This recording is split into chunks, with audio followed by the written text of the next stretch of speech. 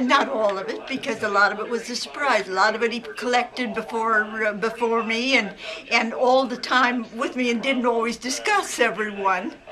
But there was an awful lot of stuff that I was fond of, or having been in Mexico, was fond of certain artists and certain things there that I suddenly discovered we had a whole batch of because of this, and we had similar enough tastes that everything he brought out we listened all the time. It was just great because they were my favorite artists too, and some new ones for me and some new ones for him that he wasn't familiar with. I've always been mad about Mel Torme, for instance. He's the greatest, and there were a couple of Mexican ones that I liked very much. But generally speaking, Ella Fitzgerald and and just almost everybody that was super popular at that time. And I'm fond of singers, of course, more than anything else, because that's what I was, so right. Naturally.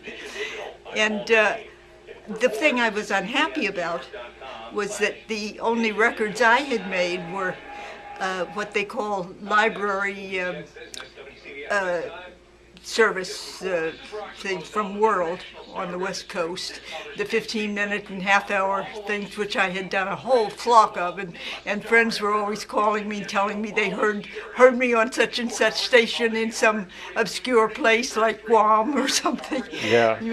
And they weren't in existence anymore. And my father had somehow or other had a fire in the garage, and the ones that they had there were gone. So there was no way to get hold of any, and so I never had a chance to get heard by any of my.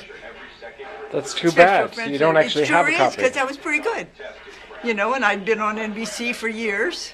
Any chance of a song now? No, because I haven't got a voice anymore. I have scar tissue on my vocal cords, and I can't hold a note. Getting back to Eddie, Eddie was a crazy collector. I mean, anybody who manages to collect 30,000 that we know of records and sure. CDs. So was he out every day looking for records? I think almost constantly. He was always spending an hour or two in the stores that had, and he had a bin in various places, and he would set them aside, and then he would come home with a bag one day, and then come home with another, and then there would be things that he would order in the mail. Every week they came. It just was a constant because he liked. In classical, he was very partial to a lot of things that were very, very few recordings of in the 20th century stuff. And the singers, of course, were things where we shared more. And he was one that first had liked Tony Martin, and then started with some of the others and so forth. And it just... It was so various and so variegated, and he was so enthusiastic about all of it, that I just waited till he put it on the machine, and I heard it and said, "Oh, I like that." And there was a lot that he never even got to open. Oh, I know. They were still shrink wrapped. I know. And when he got ill and his kidneys failed and he was on the dialysis, which is every second day and drives you crazy, of course, we got even further behind in hearing, but we were waiting for the chance. Yeah. Now, you mentioned how he had a lot of different genres in there, and he sure did. Yes. But he had a lot of jazz, classical, but he also had a lot of soundtracks, a lot of European. So was he a movie fan? He loved soundtracks, and he loved finding the singers in Britain and Italy and so forth that were.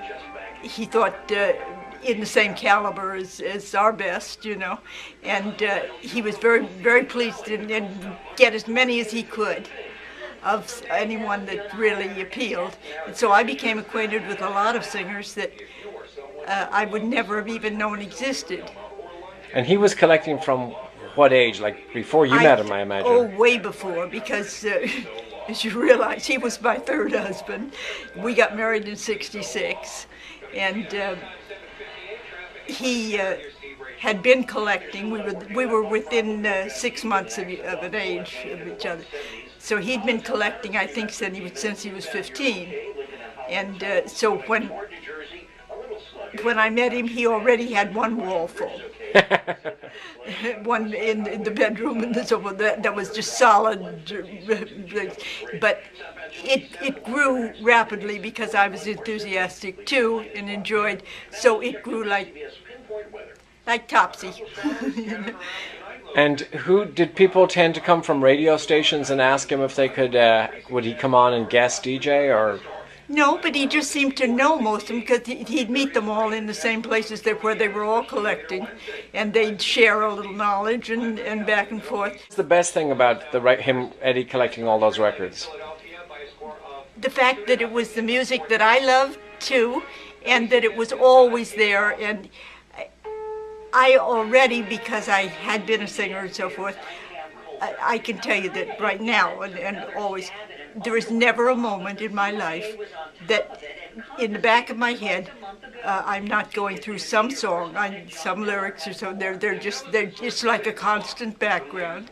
And whenever there's a program on about somebody that wrote a certain group and so forth, I'll look at the list and I'll find I know all the lyrics to everything but maybe one, and sometimes not even that is missing, but it's always in my head, and so this was, instead of just echoing my head, I was hearing it too all the time, which I loved. Yeah. And I guess it probably just jazzed up the in my head part too, and made it so that even now, and he's been gone 7 years, there is no given moment that I'm not singing a song in my head.